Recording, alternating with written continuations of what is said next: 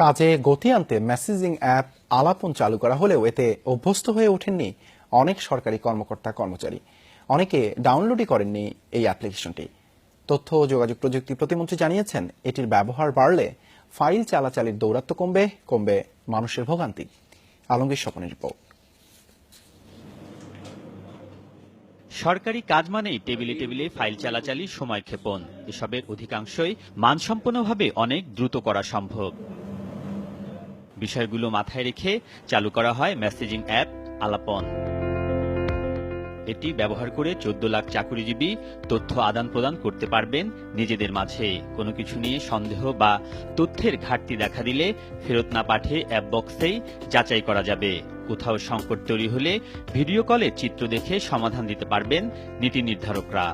আমি একটা ফাইল বা চিঠি অন্য একটা মন্ত্রণালয়ে, ফর এক্সাম্পল পরিকল্পনা মন্ত্রণালয়ে বা অর্থ বিভাগে অথবা আইন মন্ত্রণালয়ে পাঠালাম, তখন যদি আমি এই অ্যাপসটা ইউজ করে যে কনসার্ন ডেস্ক অফিসার তার সাথে একটা যোগাযোগ করতে পারি, সেক্ষেত্রে সে তো জানলো যে আমি এই সার্ভিসটা চাচ্ছি। কোনো সেতু বা সড়ক ভিজিটে যাওয়ার পর যদি দেখেন যে সড়কটার সর্বশেষ পরিস্থিতিটা কি, তিনি এই অ্যাপের ভিডিও কল অপশনে গিয়ে বা গ্রুপ মেসেজ অপশনে গিয়ে তাৎক্ষণিকভাবে মন্ত্রী মহোদয়ের সিদ্ধান্ত দিতে পারবেন। আমাদের পারস্পরিক যোগাযোগ বাড়বে এবং সরকারি কাজের ক্ষেত্রে গতি বাড়বে এবং জনগণের সেবা আরও ত্বরান্বিত হবে। আলাপন অ্যাপটি 5 সেপ্টেম্বর আনুষ্ঠানিক উদ্বোধন করেন প্রধানমন্ত্রী শেখ হাসিনা। এখনো অনেকে অভ্যস্ত হয়ে ওঠেননি এর সাথে, কেউ ডাউনলোডও করেননি।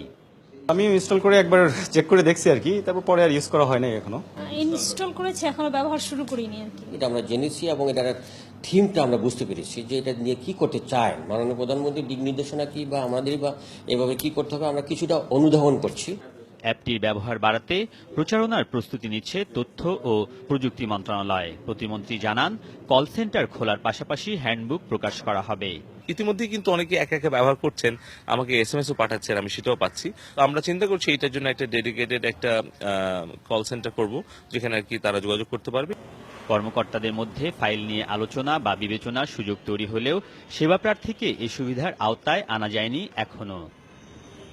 আলমগীর স্বপন, যমুনা নিউজ, ঢাকা।